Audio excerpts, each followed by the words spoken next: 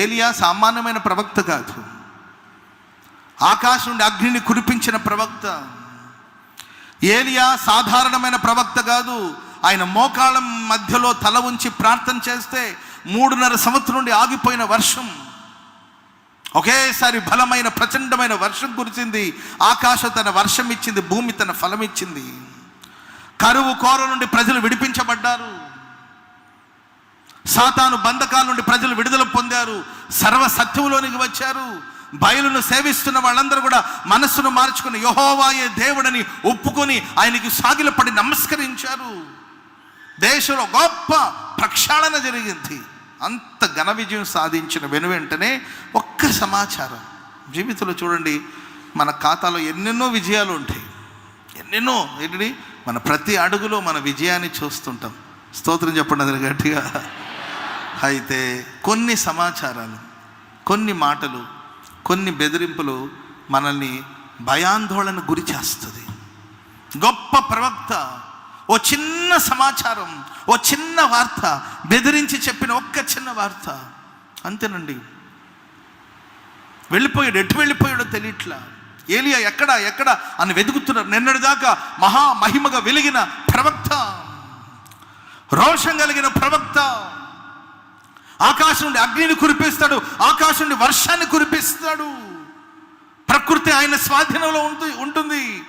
ప్రకృతిని శాసించగలిగిన గొప్ప ప్రవక్త ఇప్పుడేమైపోయాడంటే, ఎవరో చెప్పిన కొన్ని మాటలకి మనసు కృంగిపోయి భయపడిపోయి ఆ సమాచారాన్ని మోసుకొని పరిగెత్తుతున్నాడు. ప్రియులారా, జీవితంలో మనకి ఏదో ఒక సమాచారం, ఏదో వార్త దాన్ని మోసుకుంటూ, వాళ్ళు ఒక్కసారి చెప్పి వదిలేసి ఉంటారు.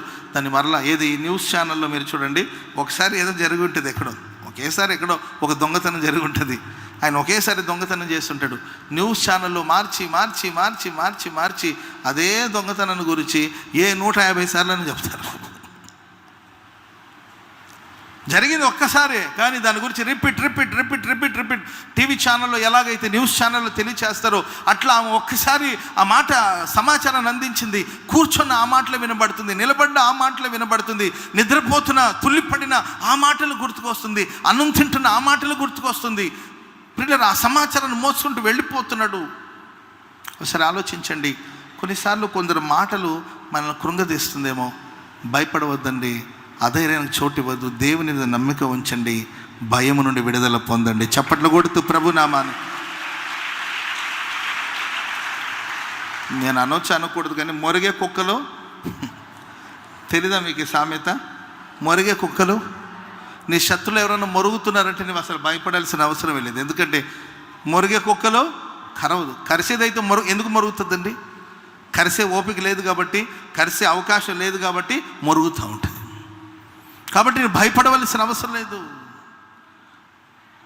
ఒకసారి అంటండి, ఒక రౌడీ ఒకడు ఉన్నాడంటండి.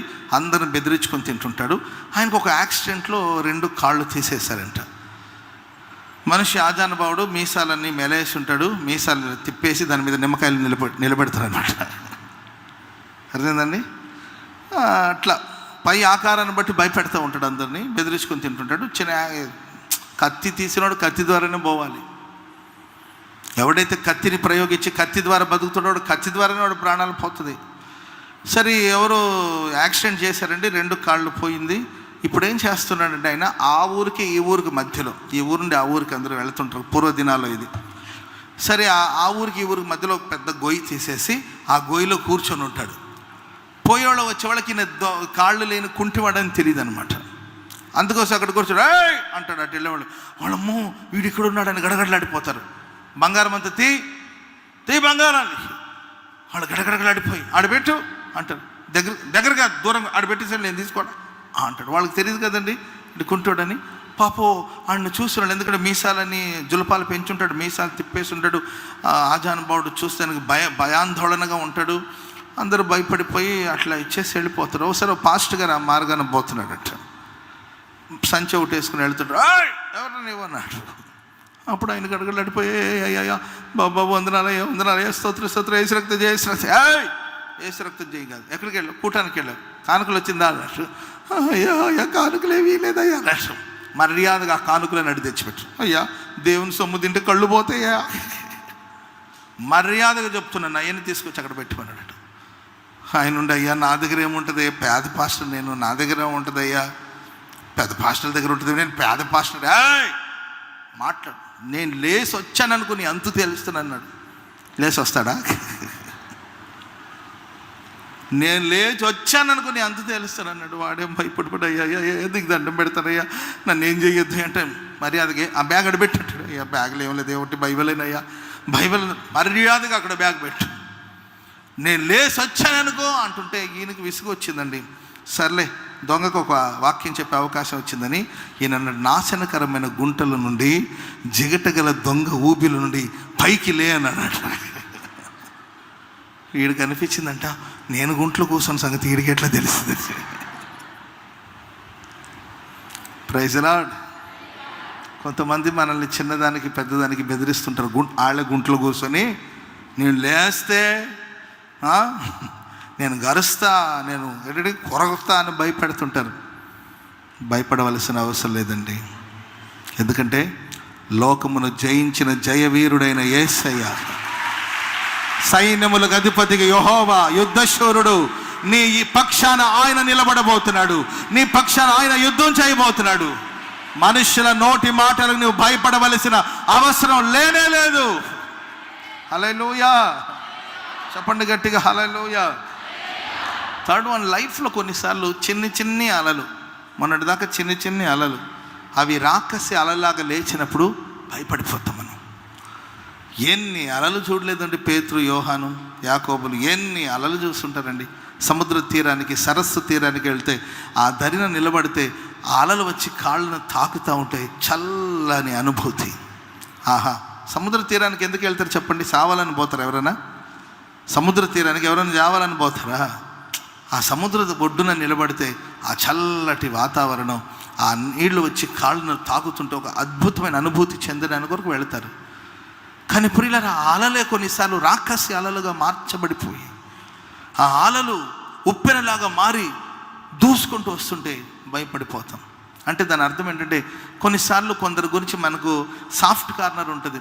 ఈ సహోదరి మంచి వ్యక్తి అని, ఈ బ్రదర్ మంచివాడని, ఫలానా వాళ్ళు మంచివాళ్ళని, మనం ఫేవర్ చేస్తారని, మనకు సపోర్ట్ చేస్తారని, మనకు సహకారంగా ఉంటారని, మంచి మనుషులని, మనం వాళ్ళు చిన్ని అలలు కదా అని వాళ్ళు మనల్ని ఆనందింప చేసేవాళ్ళని, మనల్ని ఉల్లసింప చేసేవాళ్ళని, మనకు మేలు చేసేవాళ్ళని మనం నమ్ముతాం. సమ్టైమ్ మన పిల్లల గురించి, మన పిల్లలు, మనం కన్న పిల్లలు, మనం పెంచిన పిల్లలు మనకు కీడు చేస్తామని మనం అనుకుంటామా? కట్టుకున్న భార్య 20 ఏళ్ళు కలిసి కాపురం చేసింది, గొంతు కోసి చంపుతుందని ఎవరైనా అనుకుంటారండి?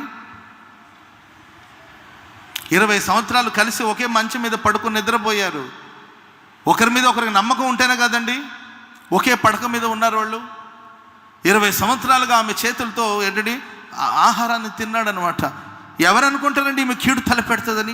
ఏమొచ్చిందో తెలియదండి, ఏ మైకోలో ఉందో తెలీదు, ఏ పాపపు ఊబిలో పడిందో తెలియదండి. ప్రేమగా అభిమానంగా ఉన్న వ్యక్తి, అభిమానం చూపిస్తున్న వ్యక్తి ఓ చిన్న అలలాగా వచ్చి తన పాదాలు తాకినప్పుడు ఒక పులకింత కలిగిస్తున్న ఆ వ్యక్తి ఇప్పుడు రాకసి అలలాగా లేచి భర్తని చంపి భర్త ప్రాణాన్ని పొట్టన పెట్టుకోవాలని కోరుకుంటే ఎవరేం చేయగలుగుతారండి? చూడండి, శిష్యులు ఎన్నో అలలు చూస్తుంటారు, ఎన్నో సముద్రంలో ఎన్నోసార్లు ప్రయాణం చేస్తుంటారు.